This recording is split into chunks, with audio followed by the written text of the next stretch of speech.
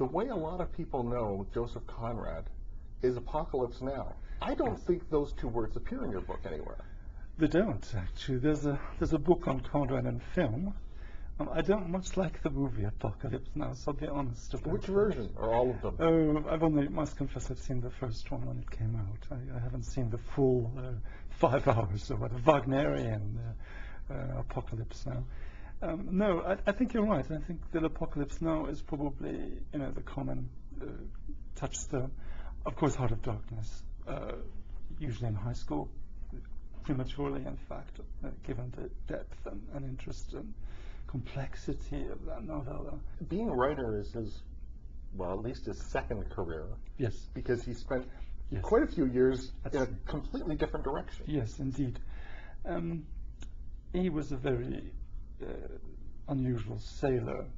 He was reading Flaubert. He was interested in opera.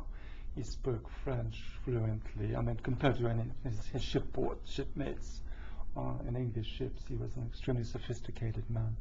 Decidedly very strong literary interests, particularly in French writing. And then he makes this transition to writer. And again, he explains it as a kind of calling. It's a sort of mystical moment. It calls me and I come. Of course, things are not so simple and much more complex than that when you sit down to write. I'm not sure he actually sat down the first time and said, I'm going to be a writer. He did a book, and then things led to other things, as they do. In fact, when he was writing his first novel, he was still at sea, and then when it came out, he was still thinking about a profession in the merchant service. So it was a gradual transition, as these things tend to be, I think. Good thing you didn't get into money management. He was always broke. Yes. And at first you look at the numbers and go, oh, well, he only made £10 from this. Yes. But you do the sort of modernizing math. Yes, he made quite a bit. What did he spend it on? You asked the golden question, what did he spend it on? We have very little evidence, frustratingly little evidence. He made, by the end of his career, really quite good money.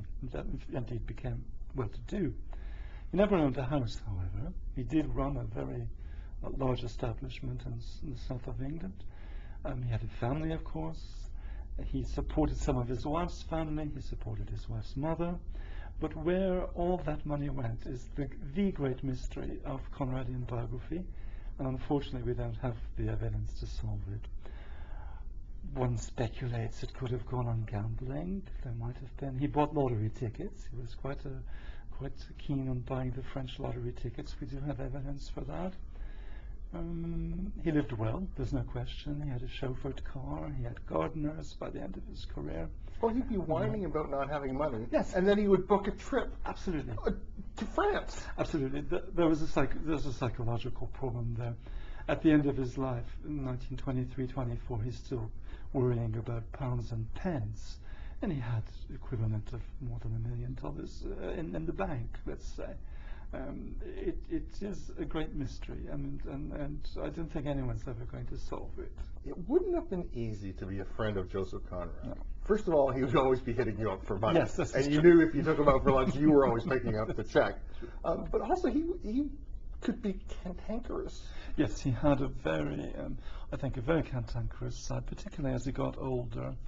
For a guy who had been a sailor, I mean, that's a rough and tumble. Yes. He was pretty thin-skinned. Yes, he was very thin-skinned. I think this developed over time, and partly because of the ill health.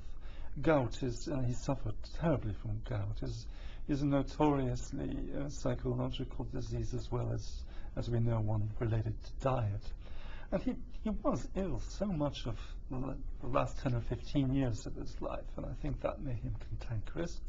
Conrad was a difficult friend, but he did have a number of very good friends who were writers, who were intellectuals, and I think in some senses found his very strong emotional satisfaction there rather than in family life.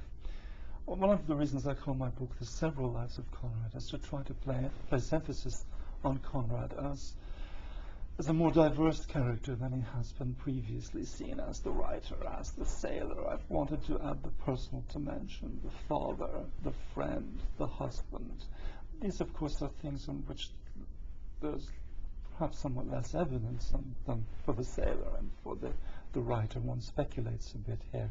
There's also evidence from friends who comment on him, or people who saw the relationship with the family and so on. So I did feel on secure ground. It's not speculation. Is it fair to say that Joseph Conrad was a little bit ahead of his time? Oh, very much, I would say, in terms of his work. It was path-breaking. He had models, of course, and particularly Flaubert and the French, I think, extraordinarily strong influence on Conrad's writing. But then he goes and does something very special and important for the English novel and for English writing.